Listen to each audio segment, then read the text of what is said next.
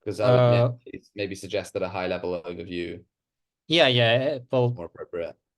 But anyway, up to you. Sorry, I'll just shut up. no, like it's probably like if we start now, Ivy, I think can address that question. Anything else we need before we start? Yeah, Ivy, you can go. Thanks, Max. Can you share your screen, please? So yeah, since we changed the focus and structure of the of Trusted Seed from our last call, so there will be like this specific details in the articles that we also need to change to reflect what we agreed on last meeting. But on a high level, okay, before I go to the summary of the changes, so when we change the articles of the association, it needs a vote from the board, and then for the yeah, the advisors, you can always leave comments. Your comments are welcome if you have other suggestions on this on the proposed actions. So on a high level, the main changes that we are doing in the articles of the association is, of course, the purpose, because in the previous article and in the previous articles of the association, the main purpose is to provide financial support, which we stopped doing already. So that's the main change. And then yeah, just some wording on that reflects our the new focus, which is supporting other region projects or region organizations. And then the other major change is removing the membership fee, because in the past years we've been talking about this many times, but I think it's time to just remove it from the articles of the association since we stopped doing it anyway. So we will remove it. And then can you scroll down, Max? And then what's the other major change? Can you scroll down? The membership. So now our focus is individual, though partners and legal entities are also welcome to apply for membership. But I think this is a question that I think we were not able really to talk about last time. Like we agree that the membership will be for partners. My question is, are we going to still accept individual memberships, or we just accept partnership memberships and legal entities? So we can go back to that question later. And what else? Can you scroll down, Max? Yeah, those are just the major big changes in this article, and then the rest is just more on operation side of the association. And if you have a question.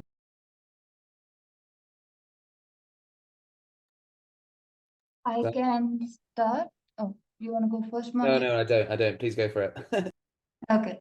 So yeah, looks like the two big things that I see changing here is one, like the previous business model for the association was through membership fees, whereas the business model right now is changing, right? And that is going to be primarily through grants and donations and things like that. So I wonder, like, yeah, if you can share more on what you have got in mind, lined up on things like that, any ways in which we can support you all. That's number one. And number two, I'm curious, like before it was mostly individuals that applied for a membership plan and joined the network, but now it's going to be an association or a network of different organizations within the field. So how exactly do you all see this association leverage each of them and like help them connect? I see the mentor and the mentee program, which is great, by the way, but it also seems more of an individual thing, no? That individuals are participating in this program to share resources within this community. But how do you see organizations collaborate through this association amongst each other? That is unclear from this.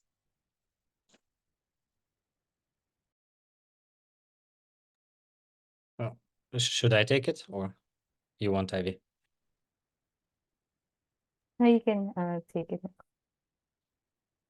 Yeah, so this is a very good question, and this is my desire to discuss that in the question number 3 about the shared metrics of success. As far as I see, for example, mentorship program is serving individuals, but of specific networks, like, for example, Token Engineering Commons.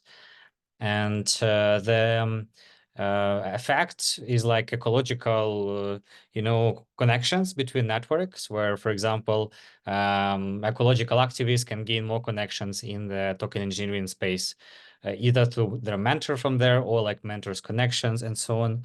So it's like a desire to kind of cooperate between cooperatives.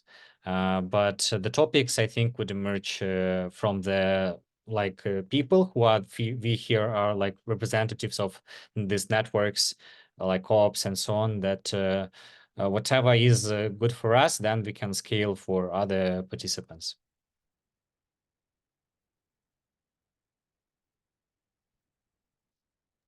How well does it answer the question? Yeah, no, I get your point that by attracting certain networks into this program, you attract certain kind of skill sets that could be sort of, leveraged. But are there other programs that you have in mind for bigger collaboration? I guess like your idea about that you're working with like the Venture Lab thing is also kind of a part of it, of this model, right? Yeah, true. And it also connects a bit with our financial situation, where we, like last year, we got a big grant from the Optimism, and it helped us to sustain for a year operations. But now we kind of ran out of that tokens, and we have some recurring revenue with Gitcoin grants, but it's not so predictable, and it's a rather a network of projects. So, for example, mentorship project is one, Golf Graph is another project, and I don't know where to put the line, but I am feeling that with a few propositions, we could be more suitable, to the potential of or like the needs of each network.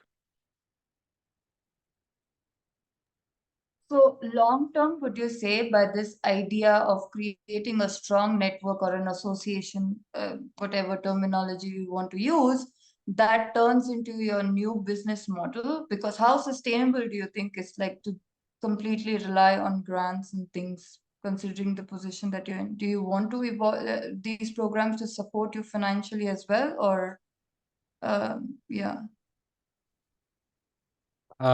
Yeah, like in the Q4, we haven't set up any like salaries for the team. And we also have this this proposal comes with it, like last time we discussed restructurization, so cutting costs and also realigning the scope of our works, because previous criteria for selecting work was maintaining, the team. And it led us to some decisions like that were not like some solutions that were not benefiting the the board, so to say, right? So now we try to kind of take it from the board, see what are the needs of each network, and then match it with the existing resources, and then set up the project portfolio that would be, board directed. Got it. Thanks. That's all the questions I had on this.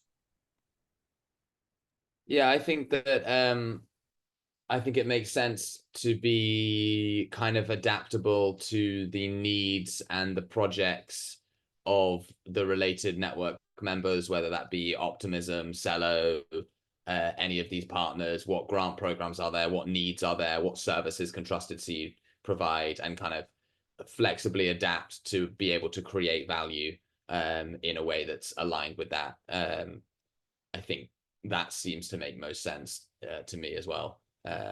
Being responsive to the kind of market of what the entities out there actually need. Yeah. So yeah, I'm in agreement, and I think I've just done the check to all of the boxes. So yeah.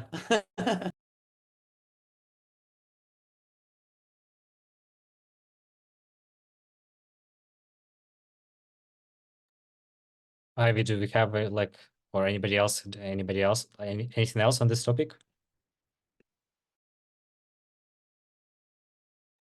Just sorry, just a quick one. After we change the articles of the association, I need to double check if we need an assembly vote or if the board vote is enough.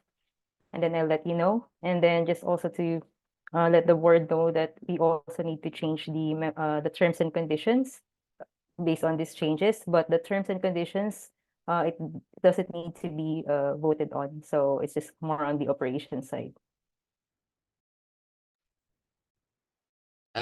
Sorry, I had a follow-up question, which was, is my understanding right that it's a Swiss association and the members kind of like joined up as like legal members of the organization? Is that right?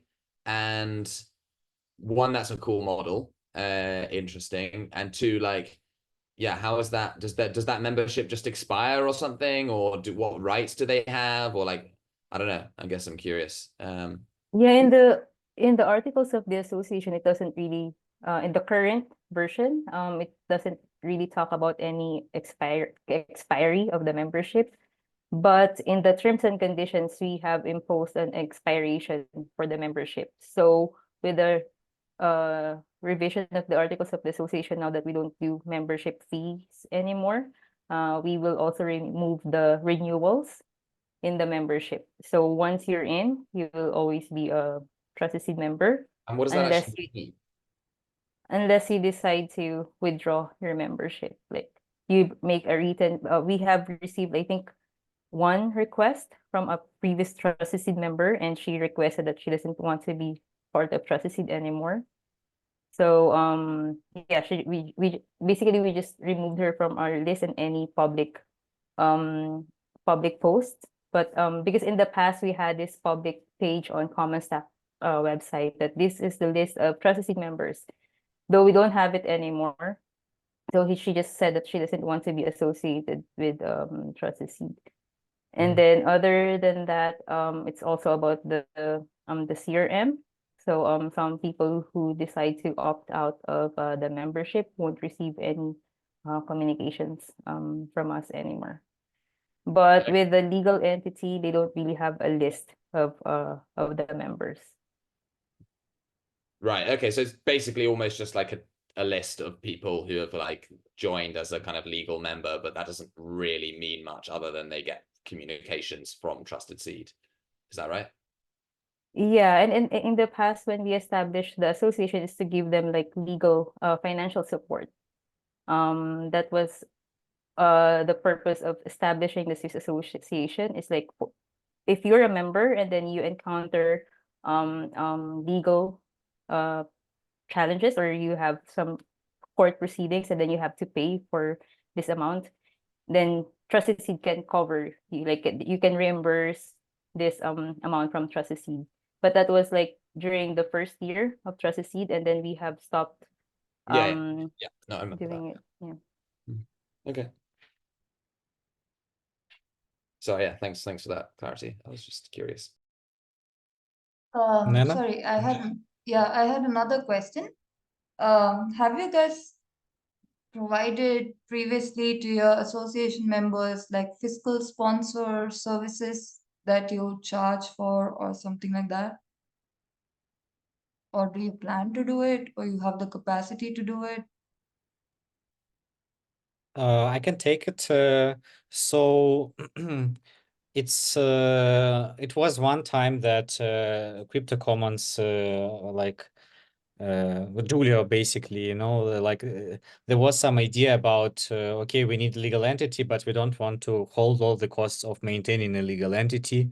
Let's maybe do something together, you know. So it's not like this idea wasn't kind of explored, but so far there was big demand because in even that case, there were some requirements like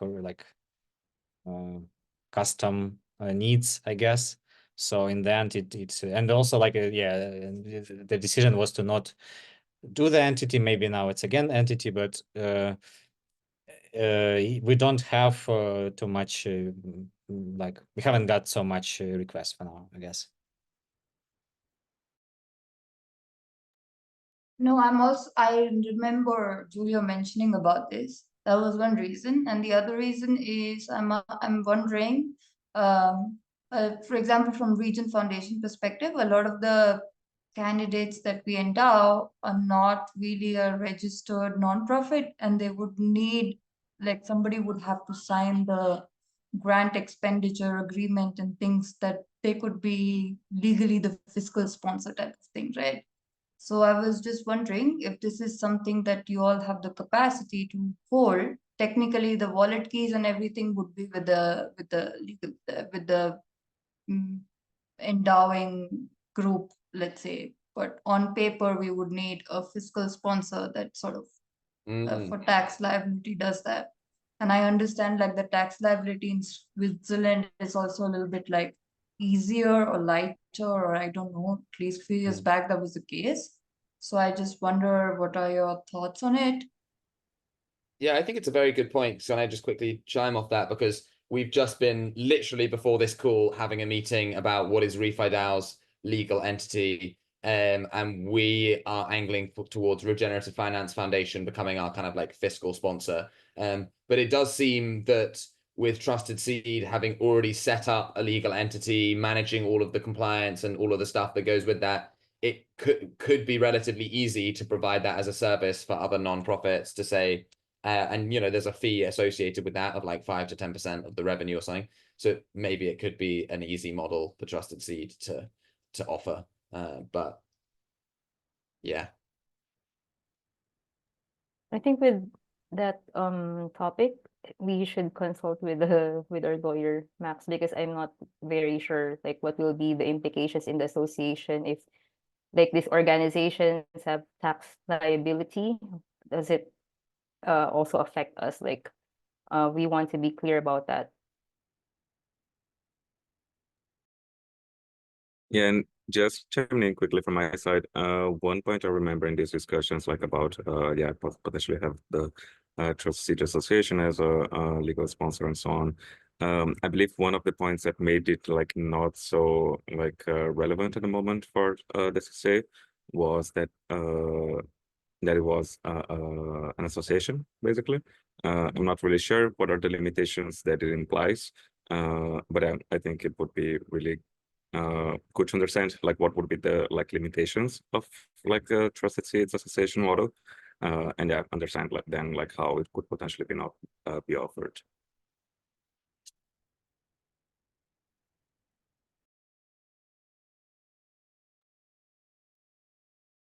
Anything else, or should we move to the next question?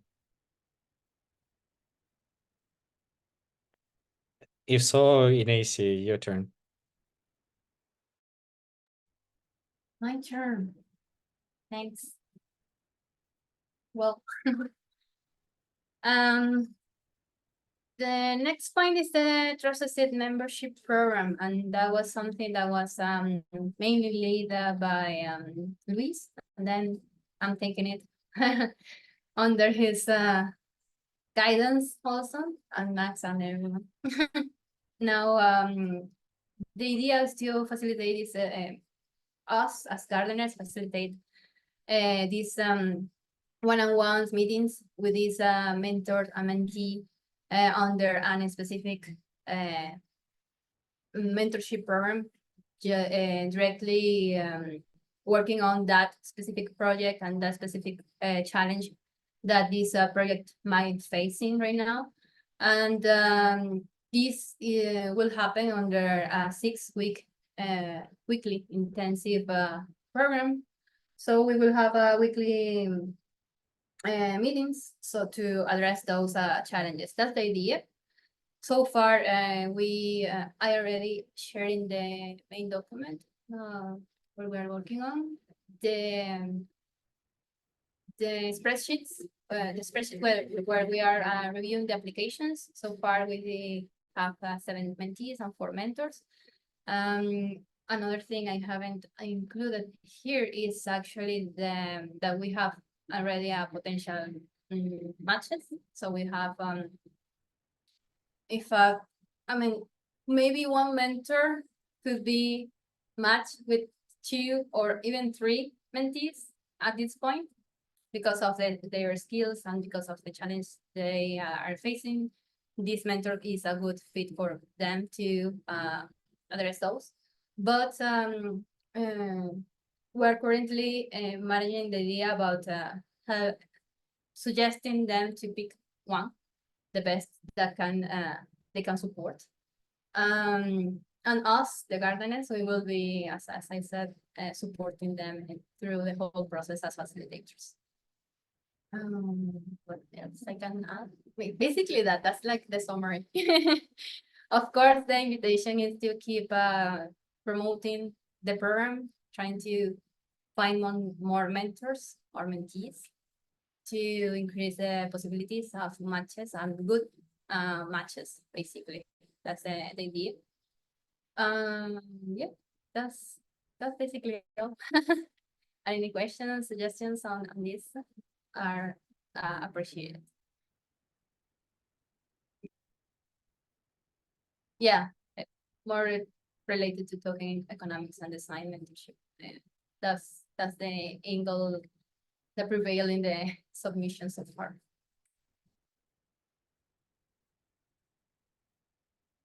But as I said, we found a nice pairs of mentors and mentees that can be matched. Let's see if they agree on that previous selection, and then we can start working on it starting mid-September.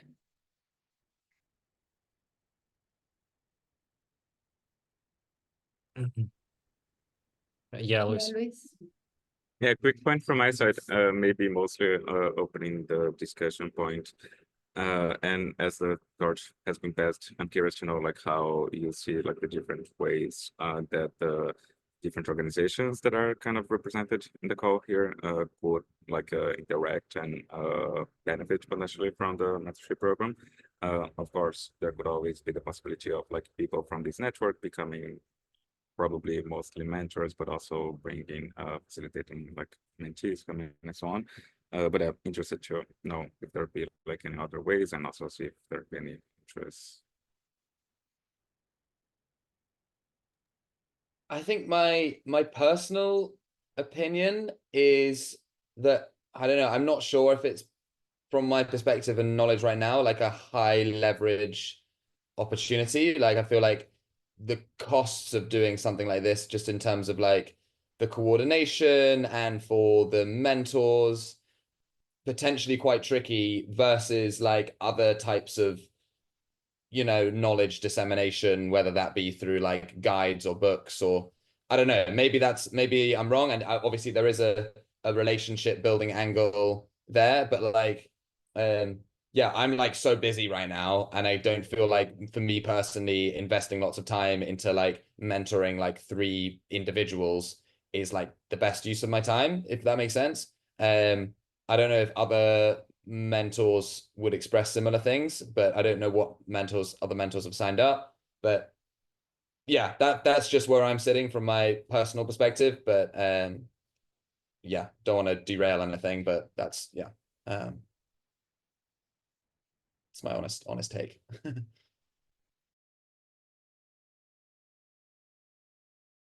I think just a quick one. About timing wise, in the application form, we asked them like how many hours they want to commit, and there's no like you know, strict requirement from them.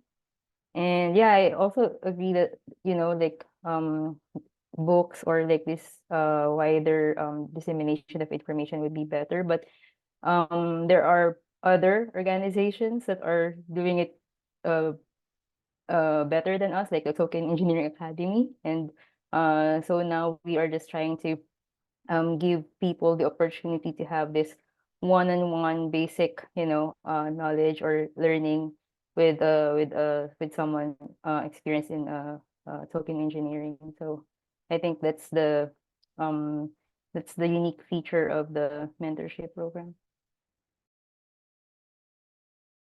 Nice, cool. Yeah, I think, yeah, if there's demand for it, then cool. Maybe otherwise, Monty in your ecosystem, the like Refi Hub managers or like coordinators, maybe you would like to offer them some kind of support. It might not be only token engineering, it might be, you know, cross mentoring on community building or something like that. Yeah, I think right now what we're trying to do is build a next version of the local node toolkit that essentially puts all of that knowledge into like a self-serve toolkit of like different things that refi nodes and practitioners can be doing and upskilling and different models they can implement.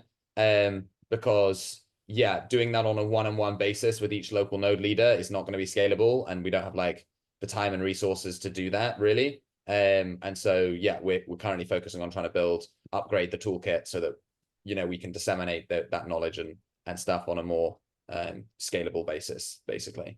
But having said that, I would be more than happy to share this mentorship program with our networks can email it out to all of our subscribers, tweet about it, put it in our Telegram groups, and then if there is, you know, demand and signal from people that they want this more personal one-to-one mentorship relationship, then we'll see that reflected in the signups that happen. And if not, then yeah, it's not being demanded. But yeah, if one of you was able to support in just like drafting a message that I could then just send through to the things, or just have any some copy or whatever, so how I can promote it through our networks, then I'm happy to do that. I just have one thing to add to that. Looking at everything that came through so far, it looks like token economics, token design is like the most popular thing that people want mentorship on. So I'm wondering, have you guys thought of like attracting more such professionals or organizations? I mean, you already have token engineering commons, but I don't know how much capacity does the team have to contribute. They are busy, that's a different story. So this could be also a way for you to assess like what kind of organizations there's a demand for within your network, and start to reach out to them more specifically to get added in, right? So then you meet the demand and supply side of things. And I'm also still curious, like Monty said, for him, because he's involved in many different projects, just one example, I'm just using you, Monty, as like a reference. But for example, like he said, he doesn't have time and doesn't see like what's in it for him in a way to support that. So what exactly have you guys in mind, other than just an altruistic act of like supporting other fellow members? Are there other incentives that people can have by contributing into this? Some kind of internal system or perks that they can have, some sort. I'll try to take on it. It's like originally we again like you know that there was a quite a big drop in crypto prices that kind of undermined our reserves. So in our previous plans, we thought that we will have more money that we'll can also share between you know, mentors, for example. But in the end, we're barely scraping to, you know, support like the team till the end of Q3, and in Q4 we kind of lift all the salaries. So I guess this program has a chance to fundraise and the retro PGF, because especially if we will involve like you know, like Gitcoin, like Climate Round would have retro PGF, and Optimism would have retro PGF.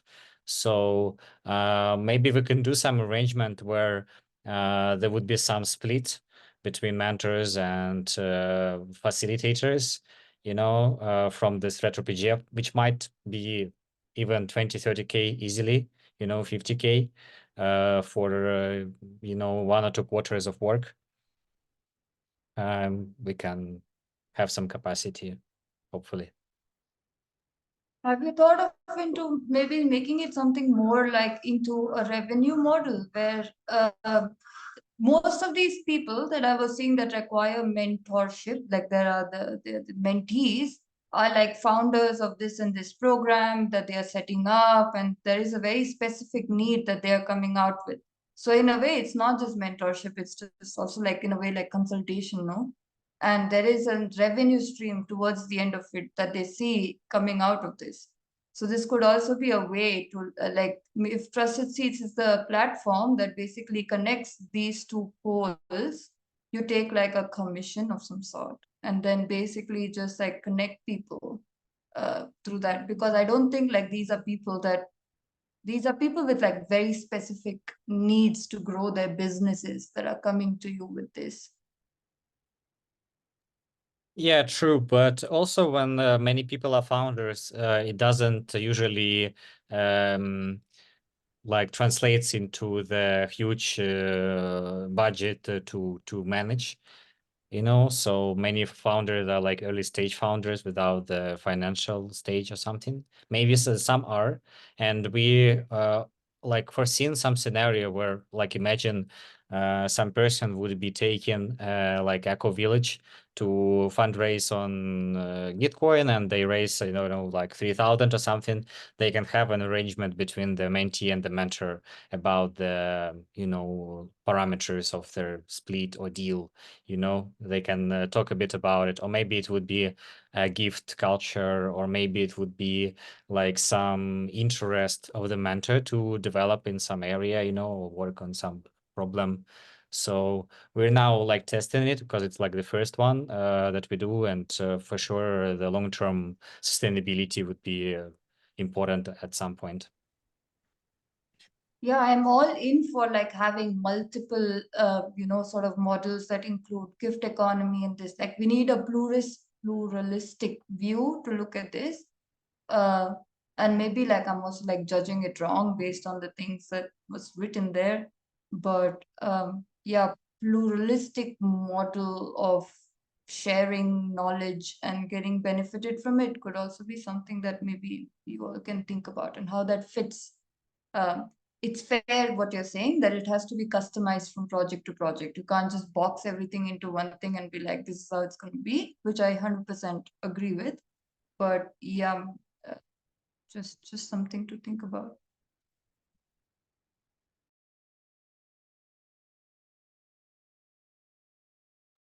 Thanks. Anything else on this topic?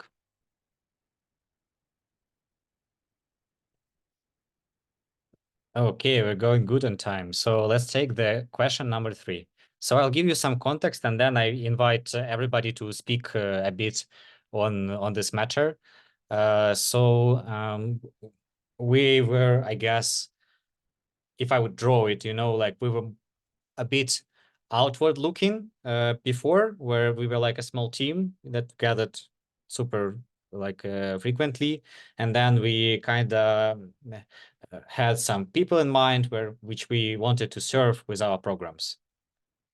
And now I guess the changes that we start to look more inwards, you know, like these people who are here for 3 years, you know, already have a lot of ties, like in different communities. And as stewards of many communities, you know, like all aligned around the regeneration, like imagine there is a service, you know, like that is not costing you anything or nothing significant, but is like improving like the network, you know, all the time with different social services. What kind of metrics would you put to that? You know, if we want to measure the impact of potential Trusted Seed programs to the communities of ReFi DAO, Regen Network, and so on, TC, you know, what metrics could that be? I started like to think, you know, aloud with like, can it be the diversity or trust between us, or like awareness of something? But here I'm inviting you to like suggest your thoughts on that. Thank you. Whoever would like to start, please go ahead. Sorry, the metrics, this isn't like impact tracking metrics. It's like metrics of organizational health or regeneration, alignment, or culture. Is that what I'm hearing, kind of? Or Yeah. If we imagine all of our communities as environment, what are the like metrics of caring of this environment we should be tracking?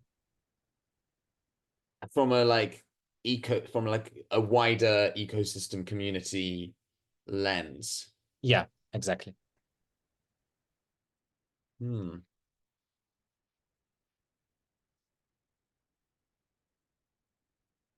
Maybe it's like the interweaving of the different projects, or like, you know, the number of connections between, rather than operating fully isolated islands. It's like, whereas the like, for example, Louise is ReFi DAO, he's also Trusted Seed, me coming on the board, Nina here from Regen Network. There's something about the kind of interconnections, maybe. But also curious, just taking a step back, why? What's the context here of wanting to look at this problem? What are you trying to what are you aiming for? Maybe It's kind of a neat collection, I guess, you know, seeing what's relevant for different networks at this moment. And then we can, for example, measure our mentorship program or any other program in terms of does it move us towards this shared security or capacity or whatever you feel is important.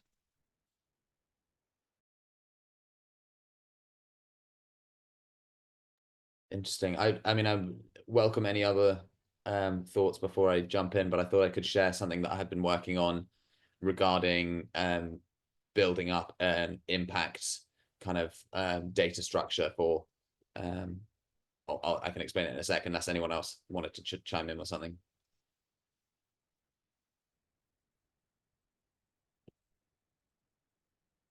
Cool. Well, let me do it then.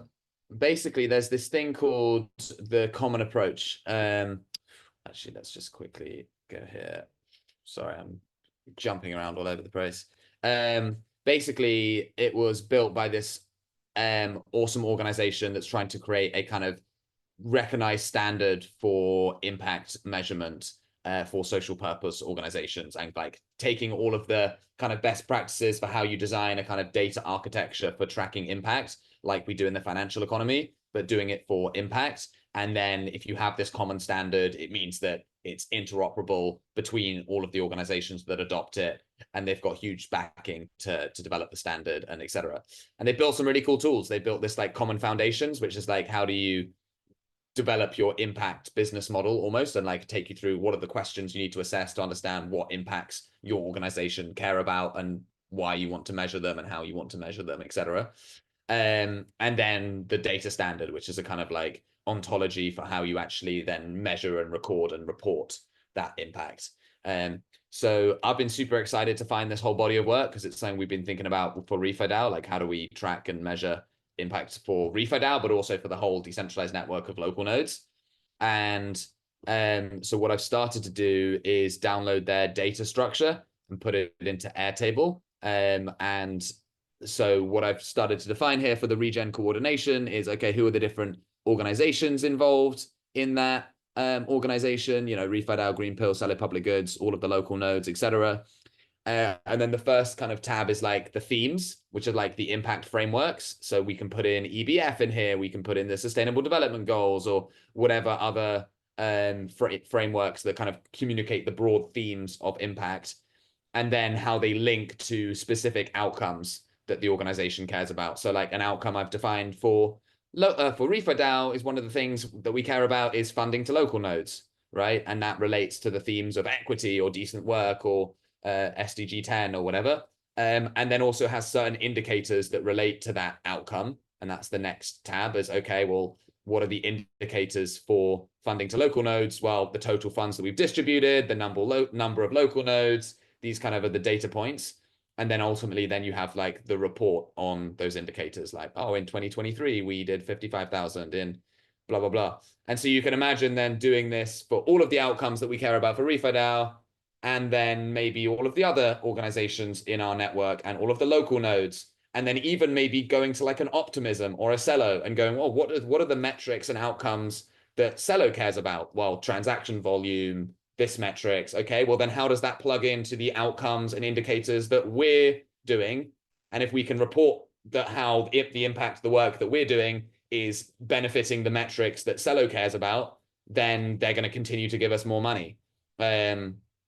And so in a way, it provides a nice flexible data ontology that we can like import all of these other indicators and outcomes and see how it aligns with the work that we're doing, and therefore increase the funding and alignment. So I just thought I'd share that because it seems to be along the thread that you're talking about, Max, and could again increase the interoperability between RefiDAO and Trusted Seed if we're both looking at a similar ontology.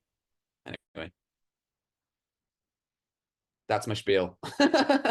Great stuff, really. Then we should probably speak a bit more about like after on that. Thanks for sharing. No worries. I've actually got to hop now because I need to pack up and I'm going down to Dorset, but I'll send a link to the common approach in case that was interesting. But yeah, appreciate you guys. Thanks, I Monty. also don't have, yeah, thank you. I also don't have any more comments on that. I think I need to think about it a little bit more. I haven't really, given it much thought. But if it's okay, can we end the call 10 minutes early? Because I also want to take a break between this call and the next call and stretch a little. So what then we do like a really towards closing round now, or my towards would be thank you, appreciate you, and pass to Nana. Fun and exciting.